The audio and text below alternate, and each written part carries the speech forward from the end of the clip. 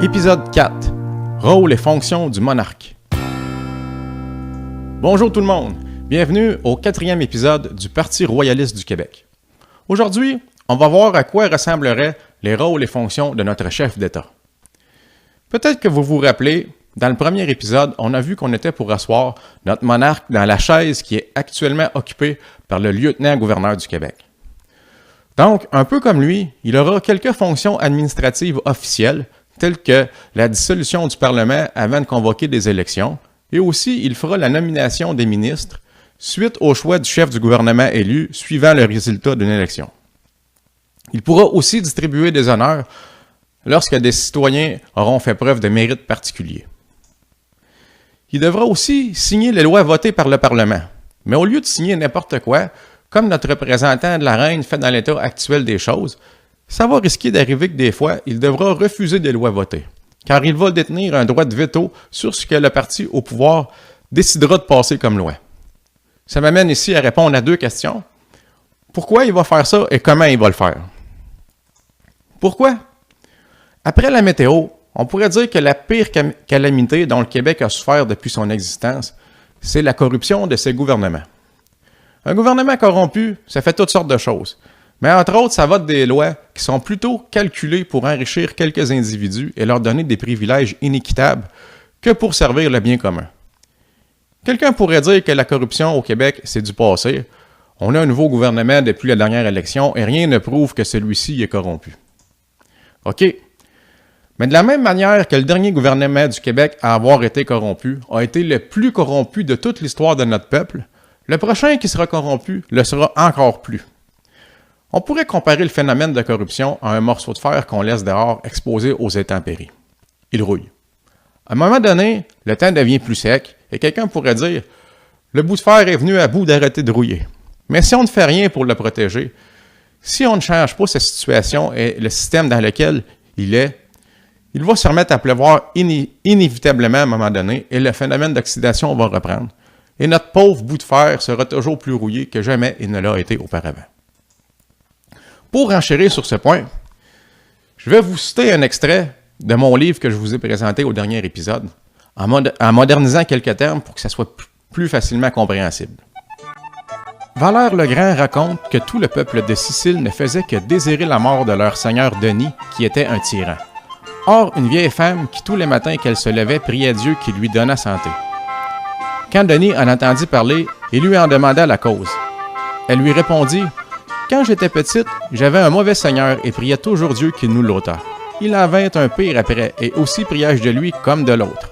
Or est-il ainsi que tu es le troisième et tu es pire que tous les autres? Et pour ceux que je me doute que nous ayons pire après toi, ça fait que je prie pour toi. » Quand le tyran entendit ça, il eut honte de la punir car elle disait la vérité. Les manières d'exercer la corruption se raffinent et s'améliorent en efficacité d'une génération de gouvernements corrompus à l'autre.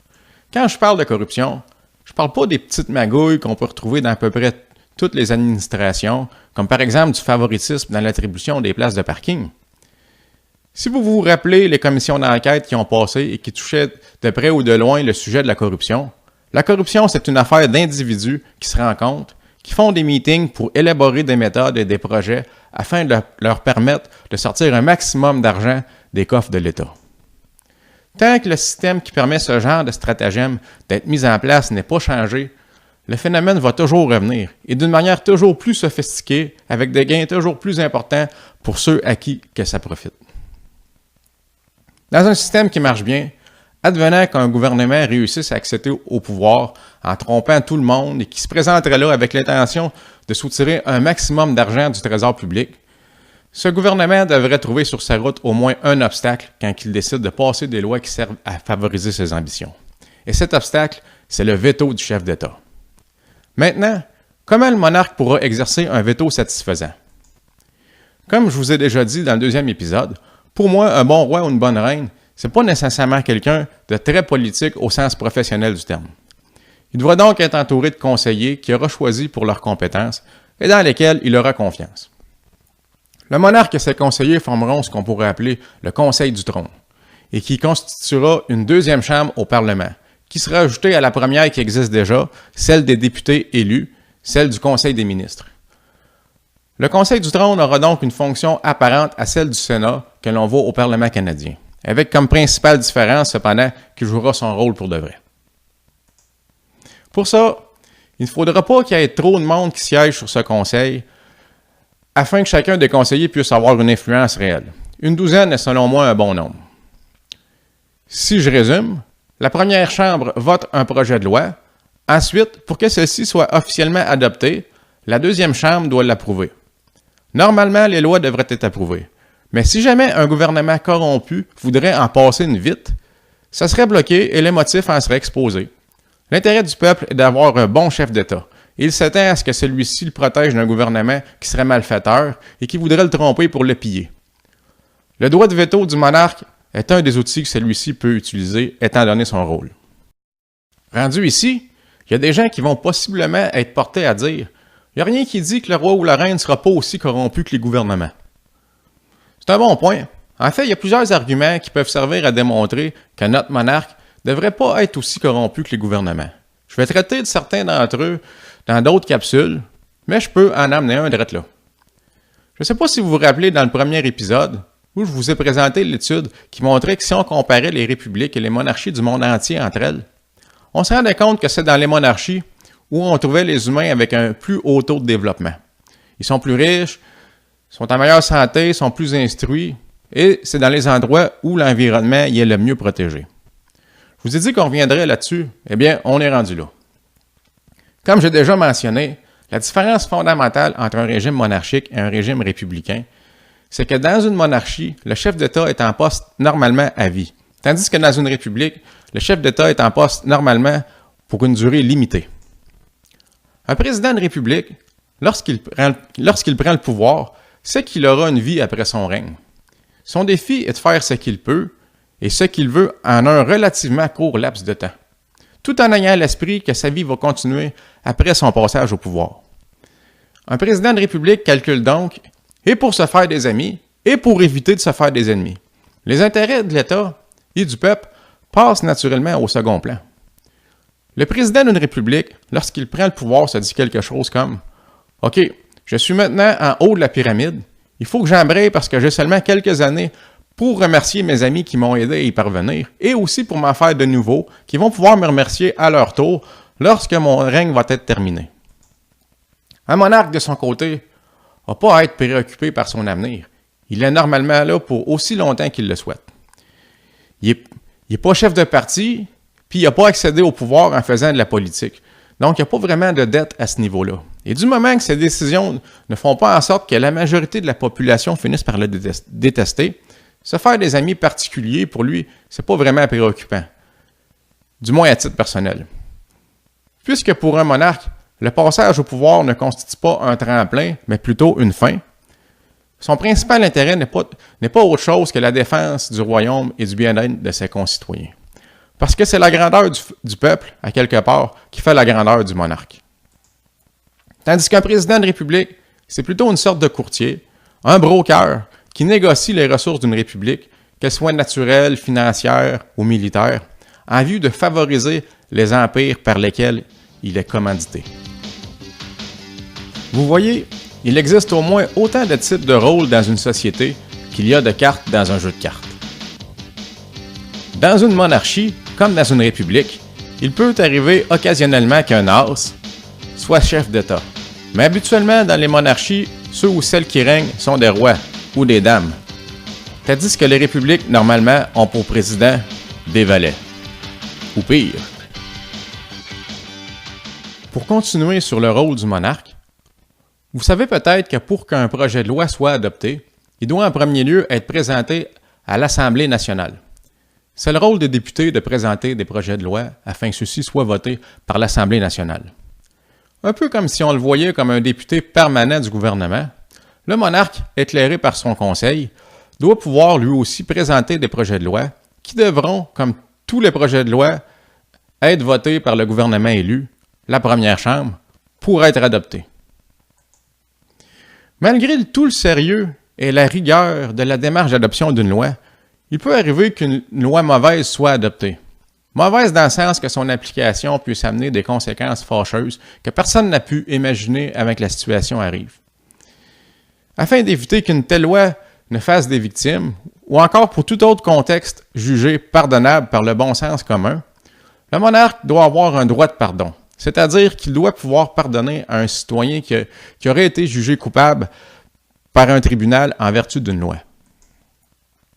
Une autre de ses fonctions, c'est qu'en tant que chef de l'État, le monarque se trouve aussi à être le grand patron de tous les employés de l'État.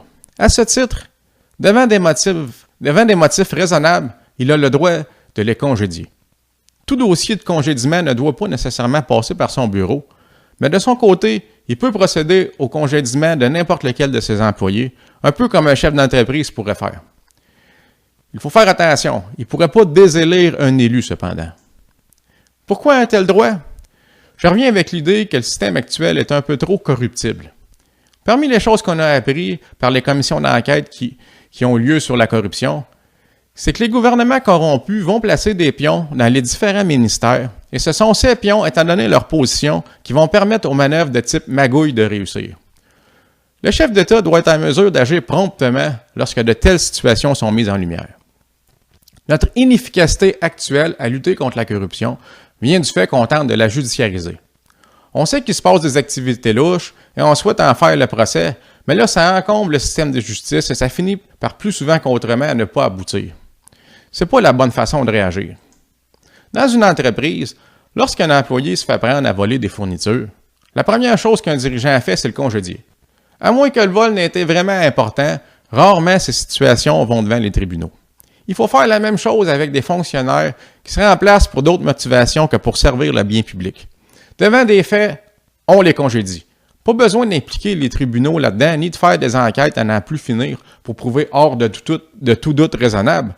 Le but n'étant pas l'accusation criminelle, mais le simple congédiement. On peut résumer ici les rôles et fonctions qui ont été présentés pour constater que le rôle du monarque en est un essentiellement défensif par rapport au processus législatif et administratif. Par son droit de congédiement, il peut protéger l'intégrité de la machine administrative. Au niveau législatif, il peut empêcher de mauvaises lois d'être adoptées. Il peut proposer des lois qu'il juge bonnes, mais il ne peut pas les imposer. Au niveau judiciaire, on lui octroie aussi la faculté de pardonner sans toutefois lui donner celle de condamner, pouvoir qui devrait demeurer entre les mains des tribunaux. Un dernier point par rapport aux fonctions du monarque, c'est un point auquel je tiens et que je recommande, mais à propos duquel notre roi ou notre reine pourra quand même au final faire ce qu'il veut. C'est que notre chef d'État devrait, sur une base régulière, accorder des audiences à la population. Ceux ou celles qui souhaiteraient le rencontrer donneraient leur nom, et par un tirage au sort, on en choisirait qui pourrait passer de 5 à 10 minutes devant lui ou elle. Ça se ferait en public, et les gens en audience pourront raconter ce qu'ils veulent. Quelquefois, ils chercheront conseil, d'autres fois, ils voudront expliquer ce qu'ils vivent dans l'espoir que la présentation de leur situation puisse faire changer quelque chose.